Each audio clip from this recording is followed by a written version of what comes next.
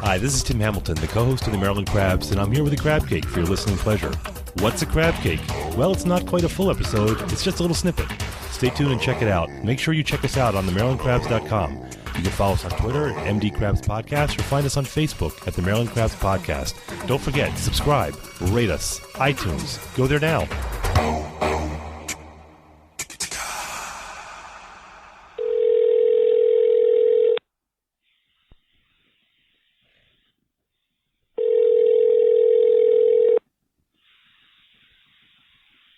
Hello. Hi, Ms. Rudner. This is Tim Hamilton from the Maryland Crabs. How are you doing today? I'm good. What's the Maryland Crabs? Am I on the radio? Am I on a television show? Am I on a phone? What am I on? We are not that grand at all. It's am I on a blog? Am I on a podcast? Bingo, podcast. You got it right there. Look at you. Podcast. I love podcasts. 8 guesses. You'll do great. If you just go, podcasts suck, and then you just hang up on me. No, I love podcasts. We listen to podcasts all the time in the car, and they're our favorite thing. My husband listens to them in the bath, and he does that alone because we bathe separately. Well, all right. Well, 25 years will do that. What's your favorite podcast? Well, I like Pod Saves America. Oh, I love that one. I listened to that today. That was yes. They're a little ticked off about Trump, by the way. A little, just a tad. And we also listen to all of the English podcasts about soccer because my husband's English, so he's into the soccer thing all the time. And I also like the ones, I can't remember the name of it, but because we like the show called Below Deck, and there are two funny guys who talk about the episodes of Below Deck. And then I tried to do a podcast with my old friend Louis Anderson. I love Louis. But then he got the show where he plays his mother, and he didn't want to do it anymore. And we did 3 episodes, and they were really funny. And then he had to go do a TV show, so we didn't do it anymore. But anyway, so I do love podcasts. Well, he got a little bit of an award for that, too, anyway. Although he probably would have won an award with your podcast as well. So either way, he was going to win an award. Exactly. We could have been in some Pod Emmy thing or some Pod Oscar. I could get a Poscar. A Poscar, yeah. Hey, let's do the show, the Poscar. Right, so it's a Tony, an Emmy, a Grammy, and a Podscar. A Poscar, yeah. Exactly. So you have to rename the whole thing. Are you in California or are you still living in Vegas? I live in Vegas, but in the summer I live in California, wouldn't you? Well, yeah, because living in Vegas in the summer is like living on the sun, pretty much, I imagine. Exactly, yeah. One of my friends from England, our friends stayed with us, and they accused us of boiling his eyeballs. Right. I got to admit to you, I am. It's a local podcast that we have right here. So we're here in Annapolis, Maryland, where you will be next week. I am. I'm going to be with one of my favorite clubs. Right, the Ram's Head, which is a great club. It's a great room. We get some good comedy here. Isn't it fun? I love it there. Yeah. And I got to admit, I am a little starstruck because I've always been a really big fan. So I do this show with a partner, and I got this email, and then I took the email so he wouldn't see it, so he wouldn't be part of this. Oh, that's very sweet of you, and yet mean at the same time. Yeah, it's like being married. So it's, and I'll tell you why. It's because I'm in my late 40s now, although I look like I'm 10. And I'm just as charming. And so I hung around the comedy clubs during the comedy, just like when it was kind of going a little bit downhill, like in the early 90s, mid 90s, and here in DC and Baltimore. And I had that kind of chauvinistic view because I was too cool for everything at the time, that women weren't funny and that, men comedians were they were brilliant. And then I saw Born to Be Mild, which was 1990? Oh, yeah, that 1991? was my first special. And it blew me away, I got to admit. And it changed my whole stupid chauvinistic attitude about that because there was, at the time, I mean, that was like the 80s and 90s. And you had, people like you and I guess, Lane Boozler and Kathy Ladman and Carol Leifer and Paula Poundstone. Judy Gold. I love Judy Gold. Yeah. Paula Poundstone comes to the Ram's Head quite a bit. And I know she does. And she's very popular. She does that. Another good the podcast.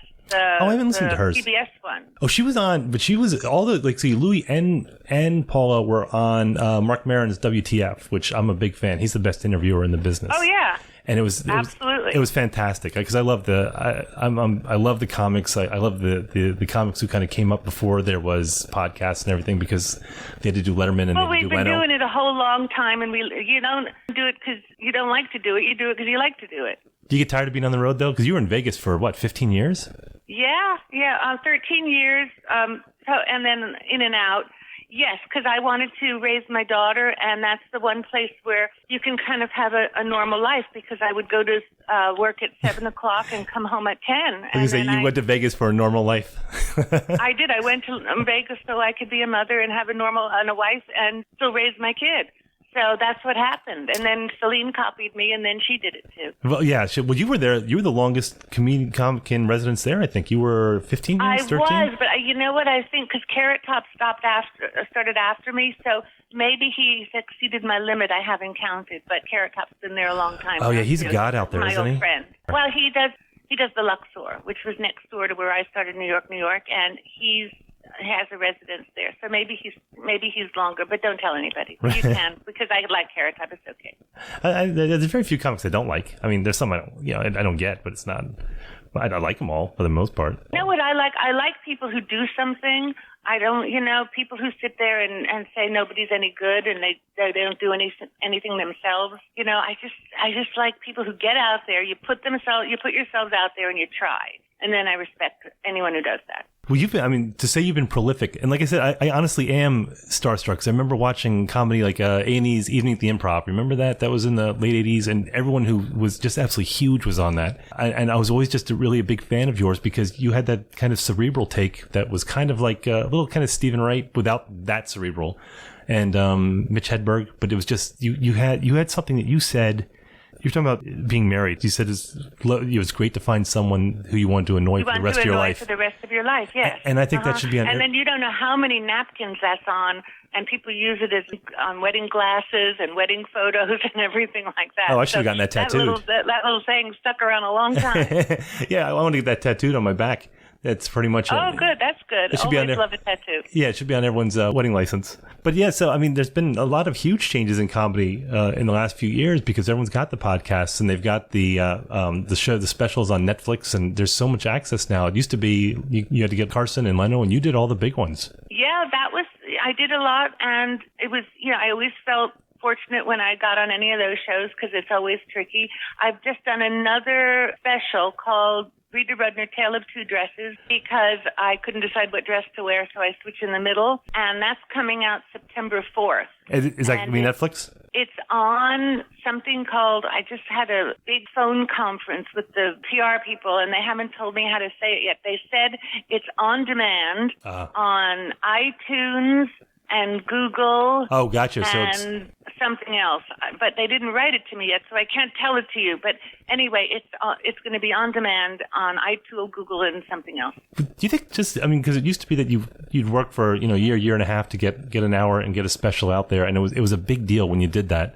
But do you think it's a little too easy now to have a special? And I'm not denigrating any comics who are out there, but No, it's never easy. I don't think so. I think everybody prepares for everything for a long time, and then they think they're lucky when they get it.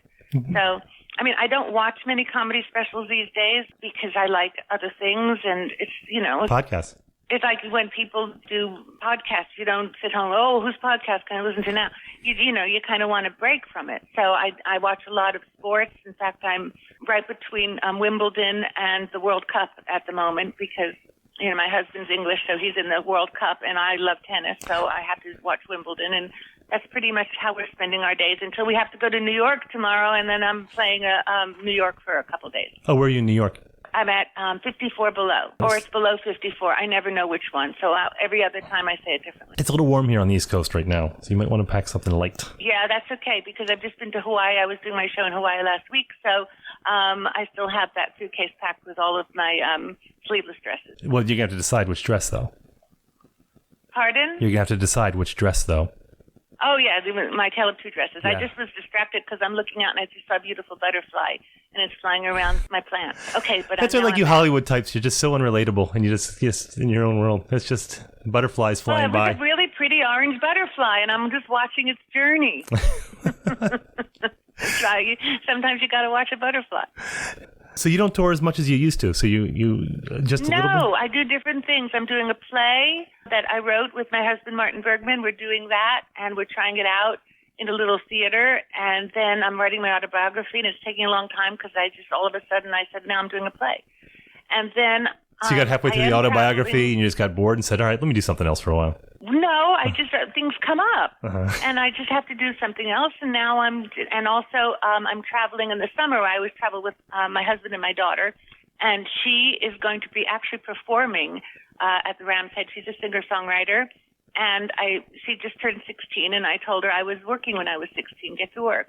So she's going to be singing 2 songs, I think, and she's on my special too. At the end of my special, so I'm a little bit nepotistic. That's not a word, is it? But yeah, you know what it means. I think I just invented a word. No, nepotistic's but, right.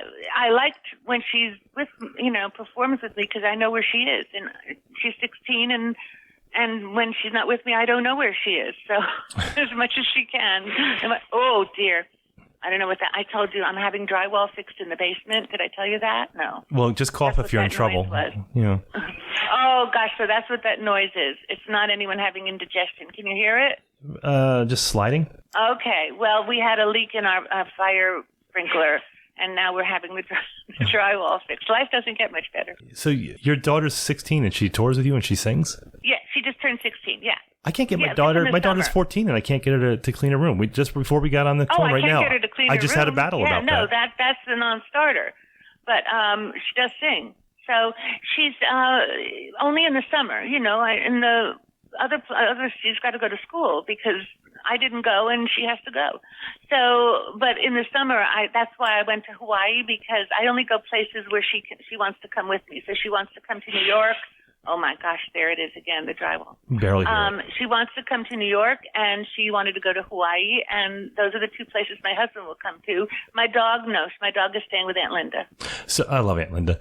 So she doesn't mind traveling with you? I mean, my daughter, I got to pick her up from across the parking lot if we go to the store together because she doesn't want to be seen with me.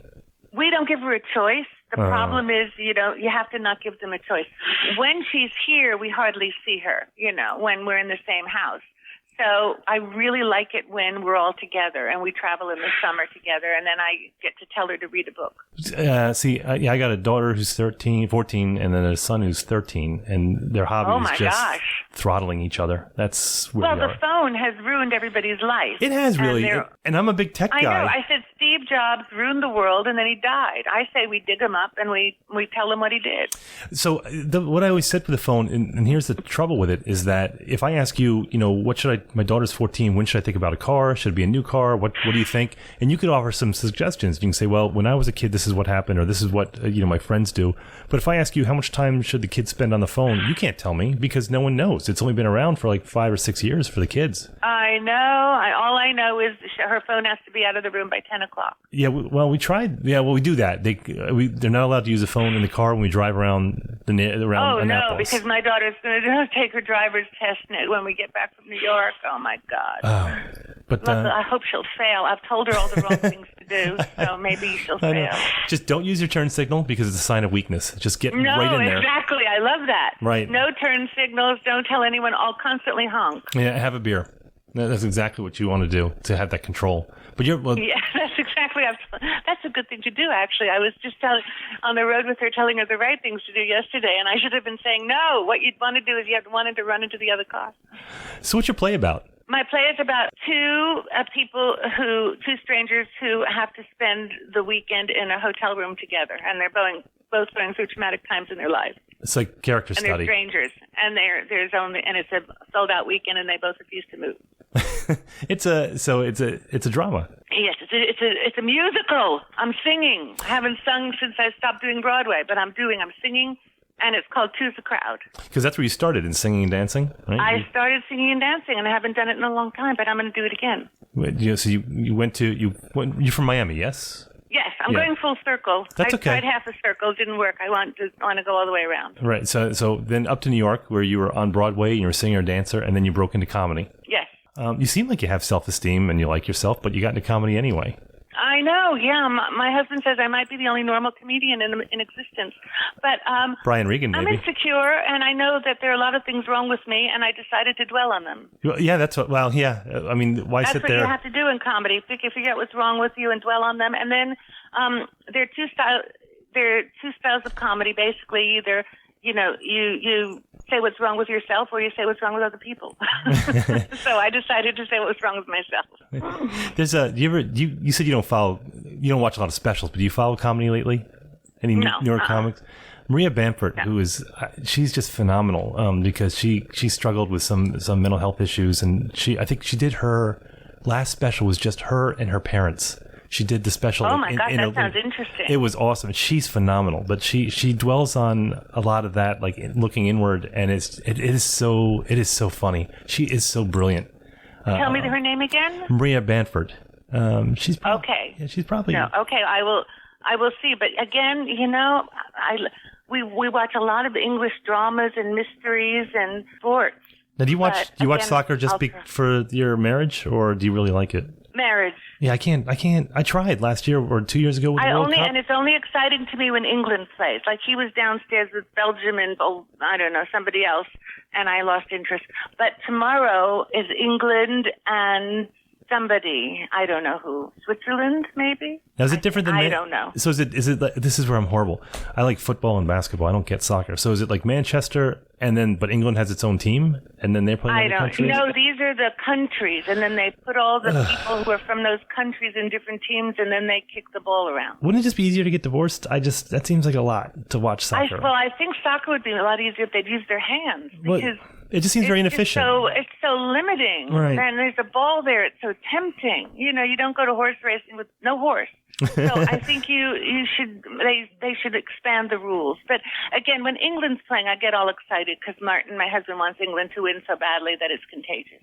And tennis, that's very English, but then that's also very New York. I've been playing tennis for a long time. I did tennis before him, so I just like it. I just do it because I like it. I know my father's from Forest Hills, so we were into it when we were kids. And then I read Arthur Ashe's autobiography, which was just amazing.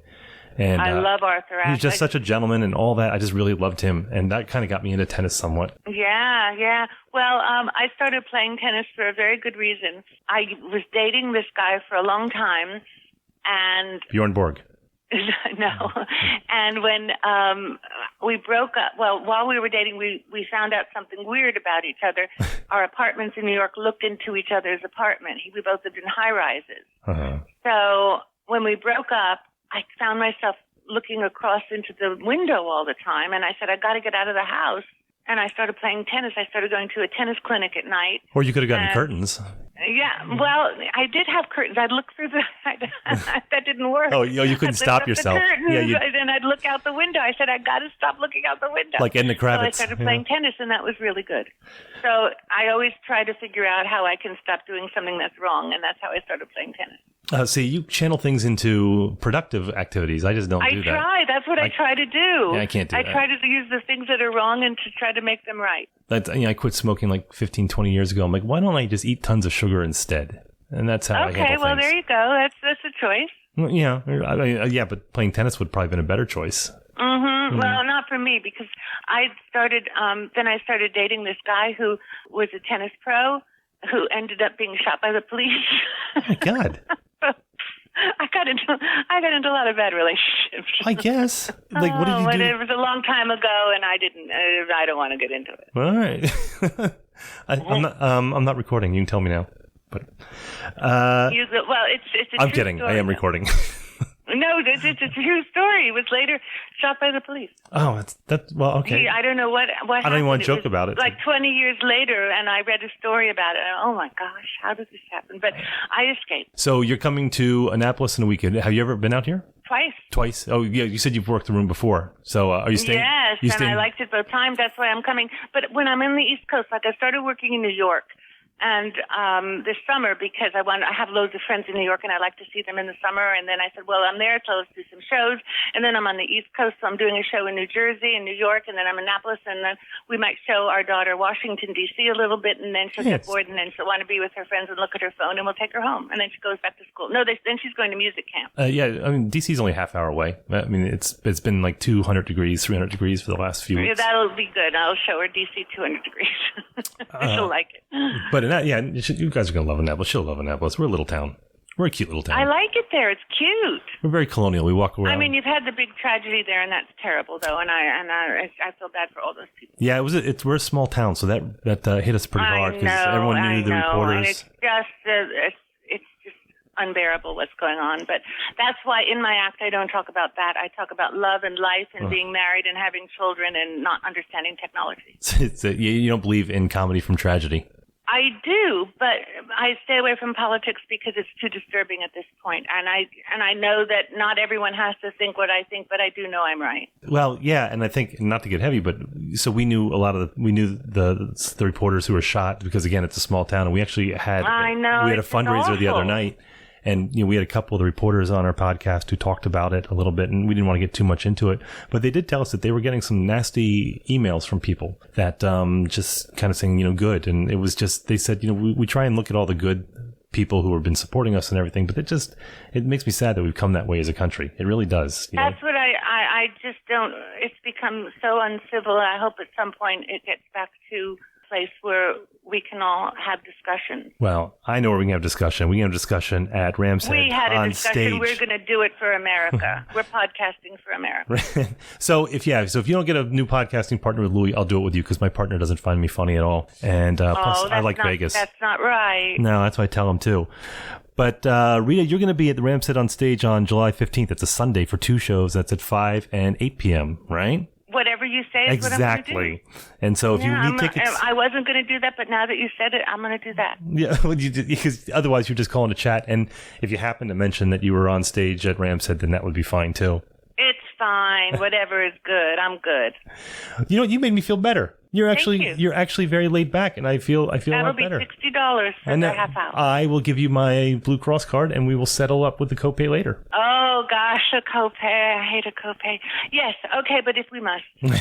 But Rita, I want to thank you for coming on. You've been fantastic. You've been a delight, and I can't wait to see you because, in all honesty, you are one of my favorites, and you changed my view on comedy. And I am not starstruck anymore, but I will be when I meet you when you come in a couple weeks. Well, thank you very much. Come back and say hi. All right, Rita. Hey, great talking to you. Thank you. Bye. This has been the Maryland Crabs podcast with Tim Hamilton and John Fernay. Sure to follow them in all the regular places, Facebook, Twitter, YouTube, and online at themarylandcrabs.com. Take a moment to rate us on iTunes. Now, get the hell out of my kitchen. Seriously, go! You're still here?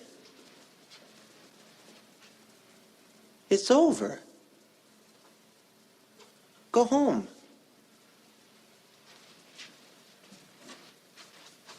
Go.